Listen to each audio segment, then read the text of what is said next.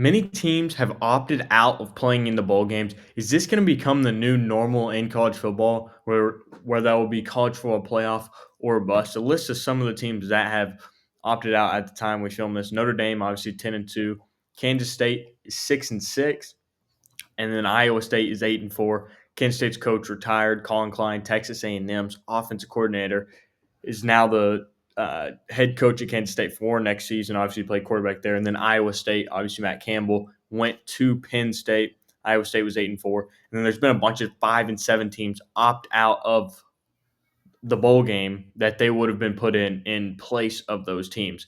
So, do you think this will be the new norm? And do you think there should be a penalty, a, a form of penalizing these teams for opting out of the bowl games?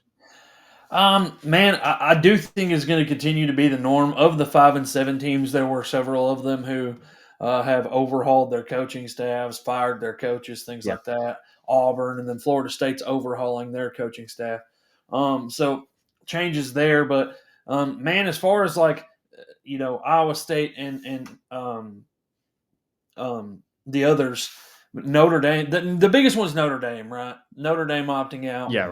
but and obviously there's just kind of a middle finger to the college football playoff committee College and to the football. NCAA. They're not going to let them make money off of them. But no, yes, this is bad. I mean, it's a bad for college football fans, the direction that things are heading. But here are the things that we got to look at. For one, the transfer portal and the way that the transfer portal works, because a lot of these players enter the transfer portal knowing that they're not going to compete, or even if they are going to compete in a bowl game, they're looking for greener grass, right, or more money, Yeah. or things like that. So the first off is the transfer portal, but then you talked about the college football playoff or bust, and I think it is killing bowl season. And I've really thought about what a solution to this would be. Is what everybody's record is going to be around about in the final week of college football. There are teams that are they're potentially playoff.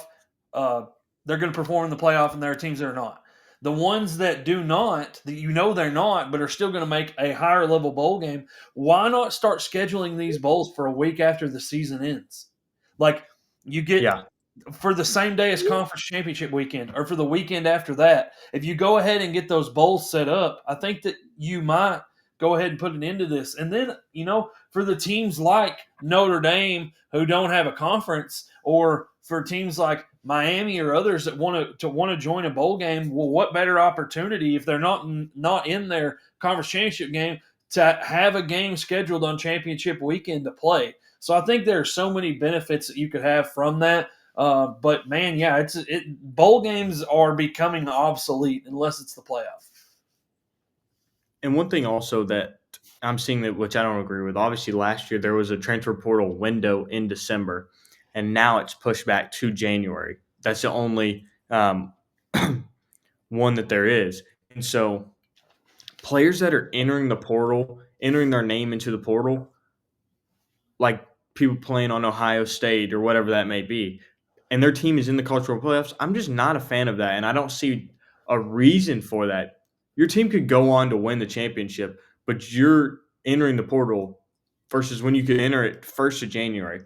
That's just player. The transfer portal has to be corrected and fixed to where you can not opt out of bowl games, or if you opt out, that's when you're going pro. And people are just players are so money hungry that they want to see where they can catch the biggest check at the next school. And I think that's what's hurting college football. But it'll be interesting to see bowl games. Yeah, like you said, bowl games have to either have a change or in the future just going to be obsolete. Like I know we reference basketball a lot, but in basketball, once you're out of, if you don't make tournaments, done. And I think that extra game player teams should be willing to play in that bowl game and wanting to play in that bowl game because that's an extra game for the fans, that's an extra game for the players, and so I don't know, it's a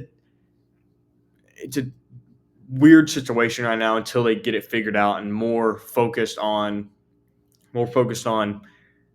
or less focused on college football playoffs and bust versus actually going back to normal being okay with a bowl game.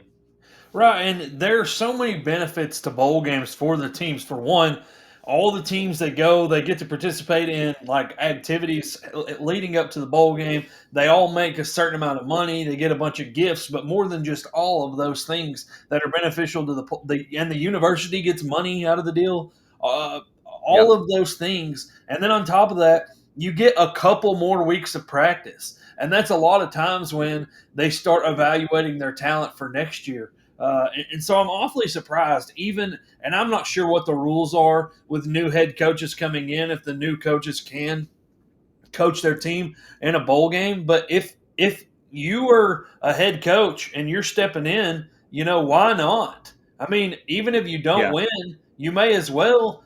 That's like a time you get to spend and get to know your team that you didn't have before. So especially if now, granted, if you have a bunch of people in it, there's a lot to it, obviously. But I think that it's awfully surprising all the people that are opting out, especially the teams that are remaining their coaching staff that they could get some time to see. But now here's the other part of it, and people are going to call me crazy for this. But last year, Arkansas, for example, plays in a bowl game. They have a receiver that did not hardly play all year long, and he goes off, goes for over 100 receiving yards and a couple of touchdowns. I can't remember what Yeah. something James, and Yeah. He ended up going to Purdue or California. One of them. I think Cal. yeah, and he was electric, and so you probably have teams like that are like, hey, I don't want to go to a bowl game now because now that they backed the portal up, what do you get a chance? You get a chance to watch all of these guys and all these bowl games. Yeah. Like, ooh, I want that guy, or this guy goes off and is like, ooh, I get a chance now. I could shot myself because look how I just played. So, dude, I'm not 100% convinced that might not be one of, if the sole reason, other than the bust in college football, is to prevent people from snatching their players. Yeah. That could easily be a thing, and it goes back to like I wish they would still play the bowl games because some of the seniors, that's their last game. And the seniors, the players really don't have a say in this, right? And which sucks. It's mostly coaching staffs and universities, but especially in Notre Dame. But, you made a great point. Players could have a great game and be like, oh, yeah, I'm going to go make me another $1 million. Versus if he would have stayed and not played that bowl game, he's making 100,000 back at his old university. Those are just wild numbers. But, it's pretty interesting to see. But, guys, let us know what's your opinion on teams opting out of the bowl game and how it'll have to change moving forward, or will bowl games just be obsolete and will the college football playoffs just have to expand? A lot of stuff to look into and weigh options. But thanks for watching the American South. Make sure you like and subscribe for more sports content.